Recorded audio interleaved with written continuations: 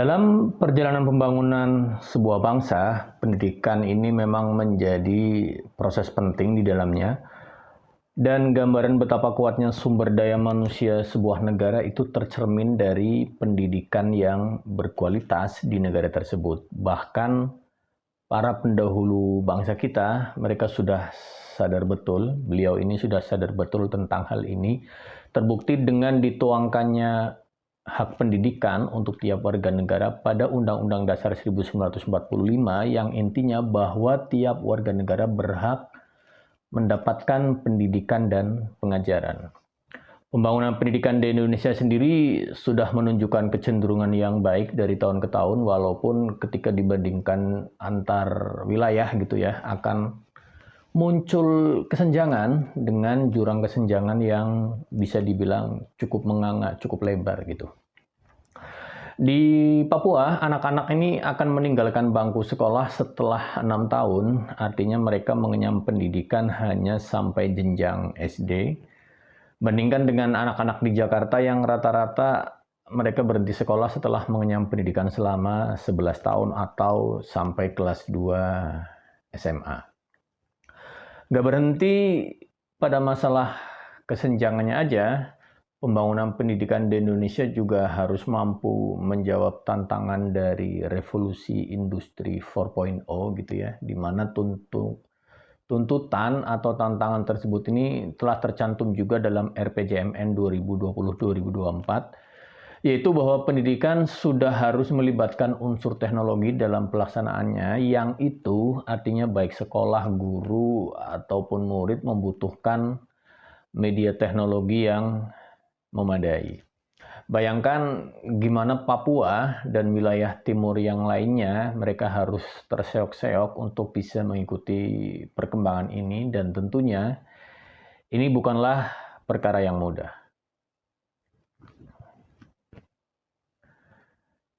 Status ekonomi rumah tangga ini menjadi salah satu penyebab signifikan senjangnya tingkat pendidikan antar wilayah di Indonesia.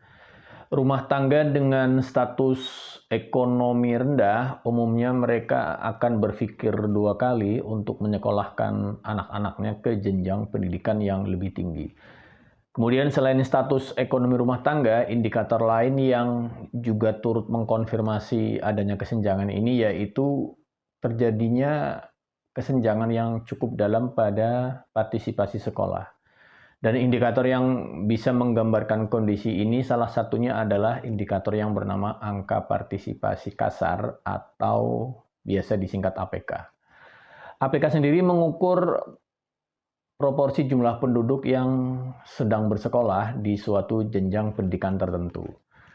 Nah, hasil Susenas Maret 2020 ini menunjukkan terdapat kesenjangan pendidikan antar penduduk gitu ya, terdapat kesenjangan pendidikan antar penduduk dalam mengenyam pendidikan. Semakin tinggi status ekonomi sebuah rumah tangga, maka semakin tinggi pula APK di setiap jenjang pendidikan. Kesenjangan dengan gap yang paling besar terjadi di jenjang pendidikan perguruan tinggi. APK pada rumah tangga berstatus ekonomi rendah ini hanya sebesar 13,38%. Sementara itu APK pada rumah tangga berstatus ekonomi tertinggi ini mencapai 46,89%. Sarana dan prasarana sekolah juga turut berperan penting dalam proses pendidikan, di mana secara umum keadaan ruang kelas di sekolah swasta ini masih lebih baik daripada sekolah negeri. Pada tahun ajaran 2019-2020, ini rata-rata ruang kelas dengan kondisi baik di sekolah negeri ini hanya ada 19,78%, ini angka nasional ya. Sisanya adalah ruang kelas dengan kondisi ada yang rusak ringan, ada yang rusak sedang, dan bahkan ada yang rusak berat. Sementara pada sekolah swasta hanya ada 30,11% ruang kelas yang dalam kondisi rusak.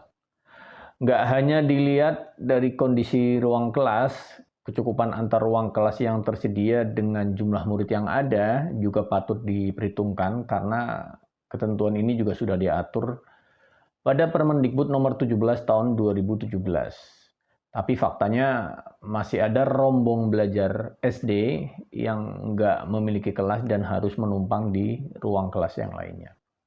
Kesenjangan pendidikan kita juga bisa ditemui dari distribusi sumber daya manusia yang nggak merata misalnya, yaitu dari jumlah guru yang layak mengajar.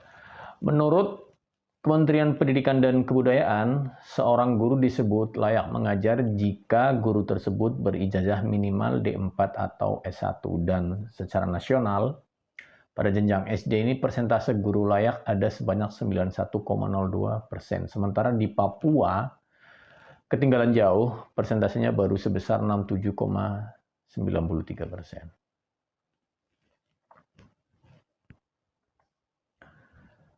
Sekarang kita ngomongin SDGs gitu ya. Tujuan keempat dari tujuan pembangunan berkelanjutan atau biasa disingkat SDGs adalah menjamin kualitas pendidikan yang inklusif dan merata serta meningkatkan kesempatan belajar sepanjang hayat untuk semua. Ini menandakan agar pemerintah mengusahakan proses pendidikan secara maksimal sehingga bisa dijangkau oleh semua elemen penduduk di seluruh pelosok negeri. Pendidikan yang berkualitas dan merata menjadi modal Indonesia untuk meningkatkan kesejahteraan rakyatnya secara ekonomi. Semakin banyak penduduk yang memperoleh akses pendidikan, maka semakin besar pula peluang Indonesia untuk bisa menuntaskan masalah krusial pembangunan seperti masalah kemiskinan dan pengangguran.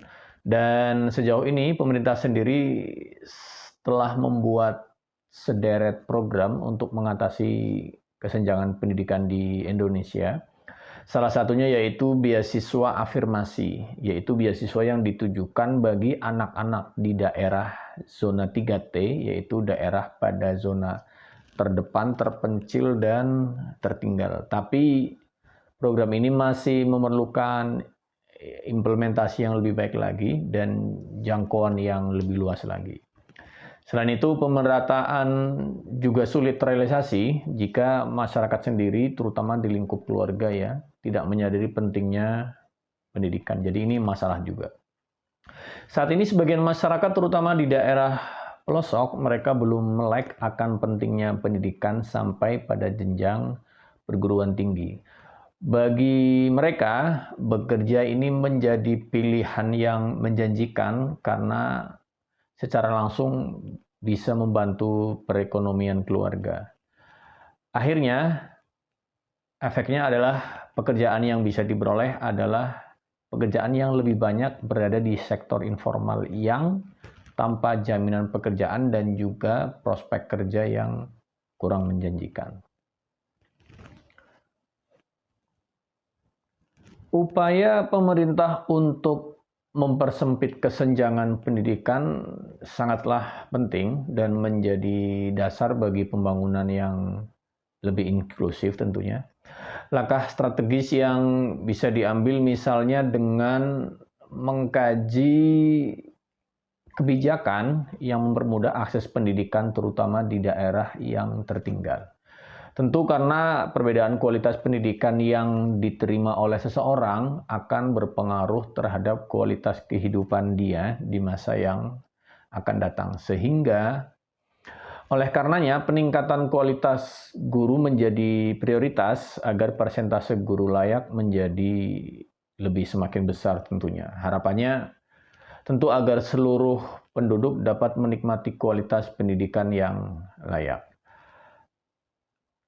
Tapi pada tataran yang lebih luas gitu ya, sejak diterapkannya sistem desentralisasi, pemerintah daerah ini juga telah mengambil alih tanggung jawab penyelenggaraan sebagian besar pendidikan dasar. Nah, dalam hal ini pemerintah pusat bisa membantu memonitor pemerintah daerah agar penyelenggaraan sistem pendidikan yang dikelola oleh pemerintah daerah tadi bisa berjalan dengan lebih transparan, akuntabel, sehingga masalah klasik pendidikan kita bisa menemui titik terang yang lebih baik. Sekian video kali ini, jangan lupa subscribe.